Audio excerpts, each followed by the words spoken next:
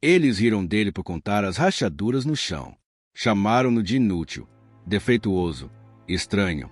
Mas enquanto zombavam, ele ouvia a terra secando, sentia a fonte se fechando, e sabia, sem respeito, nem a água mais pura consegue salvar uma alma vazia. Esta é a história de Mateus, o menino autista abandonado na praça como lixo. Ninguém deu um pão. Ninguém perguntou por que ele falava com as árvores. Até o dia em que a vila inteira ficou de joelhos, com a boca seca, o coração acelerado, implorando por algo que só ele sabia como dar. Mas cuidado, esta não é uma história sobre milagres. É sobre quem vê o mundo de forma diferente. E mesmo assim, escolhe salvar quem o rejeitou.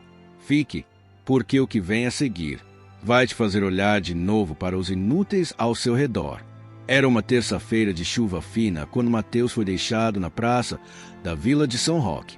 Não com um bilhete, não com roupas limpas, só com uma mochila surrada, um par de tênis rasgado no dedão e os olhos fixos no chão, contando as rachaduras nas pedras da calçada, como fazia desde os 5 anos, quando percebeu que o mundo falava demais e escutava de menos. Seu tio Ricardo, o único parente que restara depois que os pais morreram em um acidente na estrada de terra, o empurrou suavemente para fora da caminhonete, como se estivesse descarregando um saco de batata. Fica aí, Mateus. A igreja vai cuidar de você. E partiu, sem olhar para trás. A vila inteira viu. Ninguém disse nada. Mateus não chorou, não gritou. Só sentou-se na borda do poço seco, abriu a mochila e tirou seu objeto mais precioso, uma caixinha de madeira feita pelo avô, com uma espiral gravada na tampa. Dentro, guardava pedrinhas lisas, folhas secas e um pedaço de metal curvo que brilhava em dias de tempestade. Foi nesse momento que as crianças apareceram. Primeiro, Tiago, o filho do ferreiro, com os dentes manchados de rapadura. Olha, o retardado do Mateus. Ficou sem dono, risos, empurrões, um chute na caixinha, que saiu rolando na lama. Mateus não reagiu, só rastejou até ela, apanhou com as mãos trêmulas e contou cada gota de lama que caíra sobre a espiral. 17 gotas. Que bobo! Contando chuva. Caçoou Lúcia, a filha da costureira. Meu pai diz que ele devia estar no manicômio. O padre Antônio, que passava naquele momento, cruzou-se e murmurou: pobre coitado, mas não é culpa nossa. Deus tem seus planos. Ninguém ofereceu abrigo. Ninguém deu um pão. Ninguém perguntou por que ele contava as rachaduras. Mateus passou a primeira noite sob a figueira centenária, no alto do morro. Não porque queria, porque lá o vento não mentia. Enquanto a vila ria, ele observava. Observava como as formigas mudavam de caminho 3 dias antes da chuva. Observava como as folhas da figueira vibravam quando a terra respirava fundo. Observava como o poço, mesmo seco, ainda cantava baixinho, um som que só ele ouvia, vindo de muito longe, do fundo da terra. Mas ninguém acreditava nele. Na quinta-feira, ele tentou falar. Foi até a casa do prefeito, bateu na porta com os nós dos dedos, nunca com a palma. Doía demais. Quando o prefeito abriu, Mateus apontou para o chão e disse, com voz baixa e ritmada: a água está doente. A raiz está sufocando. Tem que cavar. O prefeito riu. Cadê seus pais? Menino, tá solto por aí feito bicho, e bateu a porta. Na sexta, a seca começou. Não foi de repente. Foi traiçoeira. Primeiro, o poço da igreja ficou turvo. Depois, o açude virou lama rachada. Em 2 dias, nada. A vila entrou em pânico. É castigo, gritou o padre. Alguém pecou. Foi então que Tiago lembrou de Mateus. Foi ele. Vi ele falando com a figueira. Deve ter lançado feitiço. A mentira se espalhou como fogo em capim seco. No sábado à noite, 10 homens subiram o morro com tochas. Encontraram Mateus deitado sob a figueira, com a caixinha no colo, os olhos abertos para as estrelas. Sai daí, bruxo, gritou o ferreiro. Você secou nossa água. Mateus se levantou devagar. Não fui eu, foi vocês. Cavaram perto da raiz mãe. Jogaram lixo no riacho. Esqueceram de agradecer. Mentira, berrou o prefeito. Você vai embora daqui. Se voltar, prendemos você. Empurraram no morro abaixo. A caixinha caiu. O metal rolou até sumir na terra. Mateus passou a semana seguinte dormindo no celeiro abandonado, bebendo orvalho das folhas, comendo frutas caídas. A vila o evitava. Até os cães latiam quando ele passava. Mas ele não parou de observar. Notou que as galinhas pararam de botar, que as crianças tossiam à noite, que o vento, agora, vinha com cheiro de ferrugem. E, no fundo do celeiro, ouviu o choro da fonte, não com os ouvidos, mas com o osso. Sabia o que precisava ser feito, mas também sabia, ninguém deixaria. Na noite do 10º dia de seca, a vila amanheceu com o galo mudo, os porcos apáticos e os olhos inchados de sede. O prefeito reuniu todos na praça. Vamos cavar um novo poço. Fundo, mas o solo estava seco como pedra. As pás quebravam, os braços sangravam. Foi então que a mãe de Tiago caiu desmaiada. Depois, a filha do padeiro teve febre alta. E, ao entardecer, o primeiro bezerro morreu. O medo virou terror. Foi nesse momento que Mateus desceu do morro. Não com arrogância, com calma. Parou diante da multidão, segurando a caixinha de madeira, agora rachada, mas com a espiral intacta. Posso consertar, disse, com voz firme, mas só se vocês pararem de mentir. Riram. Agora ele quer ser salvador? Zombou o ferreiro. Joguem ele no açude seco. Alguém gritou. Empurraram-no até a beira. Quase o jogaram. Mas, nesse instante, o sino da igreja tocou sozinho. 3 badaladas, lentas, fúnebres. O silêncio caiu como pedra. Mateus olhou para todos, um por um. Da próxima vez que eu descer o morro, vou descer sozinho, e vocês ficarão aqui, secando por dentro. Virou as costas, subiu o morro. Naquela noite, a vila ouviu um canto vindo do alto, baixo, gutural, como se a terra estivesse respondendo. Mas, em vez de segui-lo, fecharam as portas. E foi aí que o erro começou a custar caro. Mateus não esperava por ajuda. Depois de 10 dias de silêncio, sede e risos vazios, ele aprenderá. O mundo só oferece mãos quando precisa de algo. Mas, na manhã seguinte ao canto sob a figueira, 3 pares de pés descalços subiram o morro. O primeiro foi o da irmãzinha de Tiago, a menina de 7 anos chamada Clara. Tinha os olhos inchados de tanto chorar, os lábios rachados, e segurava um pote de barro rachado com que restara da água da casa. Meu irmão tá com febre, sussurrou, sem encará-lo. A mãe tá fraca, o pai tá com raiva. Mas eu ouvi o sino, e ouvi o canto. A senhora da igreja disse que só você sabe o caminho. Mateus não respondeu, só apontou para a sombra da figueira. Ela sentou-se. O segundo foi o padre Antônio, não com a batina, mas com roupas comuns, as mãos trêmulas, os olhos vermelhos. Minha consciência não me deixa dormir, disse, sem se aproximar demais. Eu vi você ser julgado como lixo. E agora, minha igreja está vazia. Meus fiéis estão morrendo. Se a salvação, Mateus, ela não vem do céu, vem da terra, e você é a ponte. Mateus olhou para ele por um longo tempo. O senhor acredita em mim? Não. Tenho medo de não acreditar. Foi o mais honesto que um padre já fora na vida. O terceiro aliado foi o mais inesperado. Dona Alzira, a parteira anciã que vivia sozinha atrás do morro, a mesma que a vila chamava de bruxa. Ela subiu devagar, os pés descalços marcando cada pedra, os cabelos grisalhos soltos, uma cabaça de água na mão. Beba, disse, estendendo-a. Mateus hesitou. É da fonte? Não. É da minha cisterna. Mas é limpa. E eu sei, você não bebe de qualquer água. Ele bebeu. Como a senhora sabe, porque eu também conto as rachaduras. Naquele instante, Mateus entendeu. Não estava sozinho. Estava só invisível, até agora. Os 4 sentaram-se em círculo sob a figueira. Ninguém falou por um bom tempo. Só ouviram o vento, o zumbido das folhas, o choro baixo da terra. Foi Clara quem quebrou o silêncio. Porque a água sumiu. Porque a fonte não é poço, respondeu Mateus. É coração. E coração se fecha quando é ferido. E como abre? Perguntou o padre. Com respeito, com silêncio, com sangue que não mente. Alzira assentiu. Meu avô dizia, Quem canta com o coração partido, abre caminhos. Quem canta com o sangue, acorda o que dorme. O Senhor sabe o canto? Perguntou Mateus ao padre.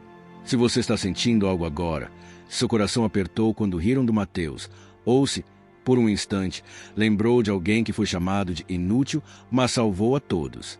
Não deixe essa história passar em vão. Dê um like agora. É rápido e ajuda demais a levar mensagens como essa quem mais precisa ouvi-las.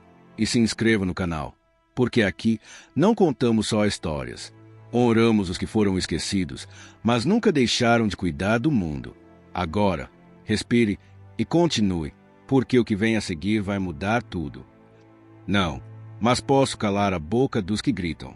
E eu posso levar a água até os doentes, disse Clara, mesmo que digam que sou louca. Alzira sorriu. E eu ensino vocês o que a terra não esqueceu. Assim, começou o plano. Naquela noite, Alzira levou Mateus à caverna ancestral, um lugar que só as parteiras conheciam, escondido atrás de samambaias grossas. No centro, uma coluna de pedra negra com espirais. Aqui, a memória da fonte está guardada, disse, tocando a pedra. Mateus colocou a mão. E, no mesmo instante, Vi meu avô cavando aqui. Vi a raiz-mãe sendo coberta de terra. Vi o primeiro poço sendo aberto com respeito. E vi o erro, completou Alzira. Em 1987, os homens cavaram atrás de ouro. Cortaram a raiz. A fonte se fechou. Só abriu de novo quando minha avó cantou por 3 noites seguidas e ofereceu seu último suspiro. Então, precisa de sacrifício? Não, precisa de verdade. Enquanto isso, na vila, o caos crescia. 2 bezerros morreram. A filha do padeiro entrou em delírio. O prefeito ordenou que prendesse Mateus, dizendo que ele estava enfeitiçando a terra. Mas, naquela madrugada, Clara fugiu de casa com um balde vazio. Subiu o morro, mesmo com os pés sangrando. Eles estão vindo te pegar. Mateus não teve medo. Então, vamos acordar a fonte antes deles chegarem. Alzira preparou uma pasta de losna e angico. Passe nas têmporas. Isso abre os ouvidos do corpo. O padre rezou, não com palavras, mas em silêncio, de joelhos, com as mãos na terra.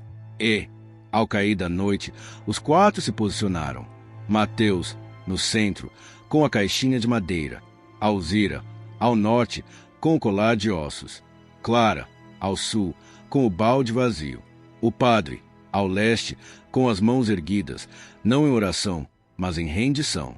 Mateus cortou a palma da mão com o metal curvo.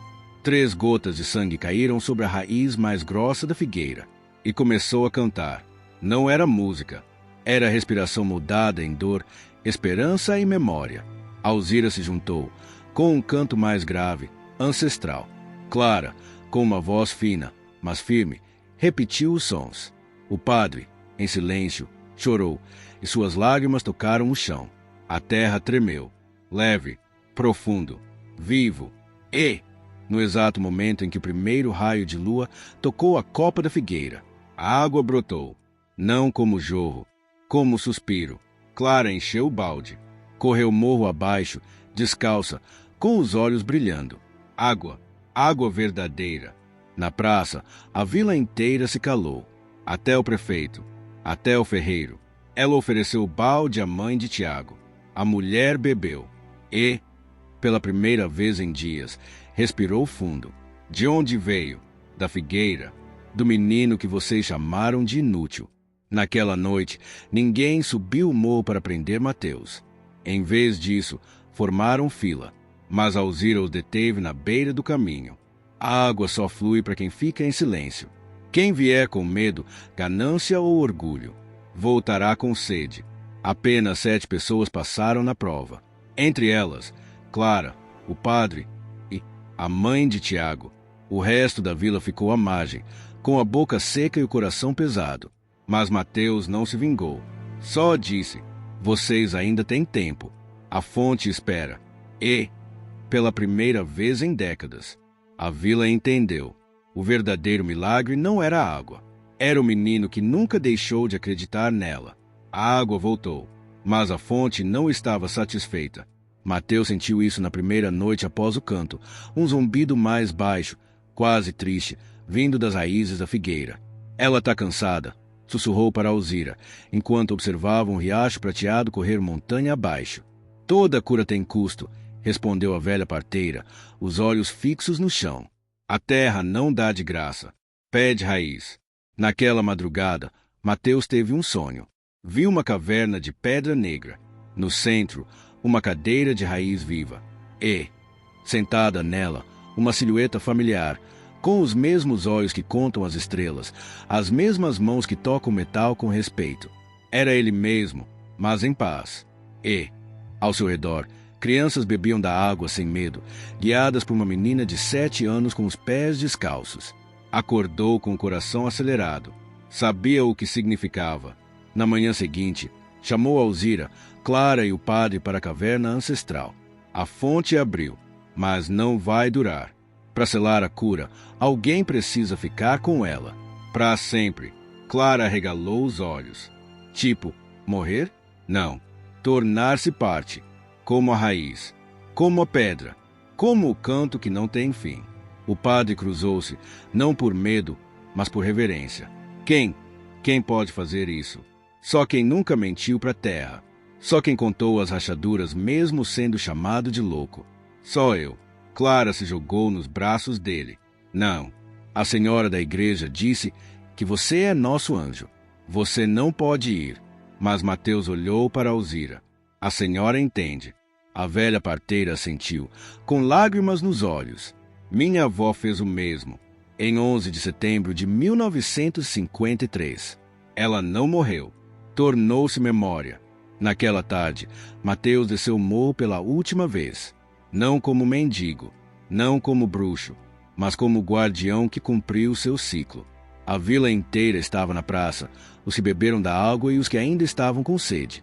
Até o prefeito veio, com o chapéu na mão, os olhos baixos. Mateus parou diante deles. Vocês me chamaram de inútil. Riram de mim. Me empurraram. Me esqueceram. Mas eu não esqueci de vocês. Estendeu a caixinha de madeira. Aqui está o metal que fala com a terra. A espiral é o caminho. Quem cuidar com respeito nunca ficará com sede. Deu a caixinha para Clara. Você é a próxima. Ela chorou, mas segurou firme. E você? Perguntou o padre. Eu volto. Não como Mateus, como raiz. Naquela noite, sob lua cheia, os 4 subiram o morro pela última vez. Na figueira, Mateus sentou com as costas no tronco. Alzira desenhou um círculo com cinzas de losna. Clara colocou o balde vazio no centro. O padre, em silêncio, derramou sua água benta sobre a terra, não para purificar, mas para pedir perdão. Mateus abriu a palma da mão com o metal curvo.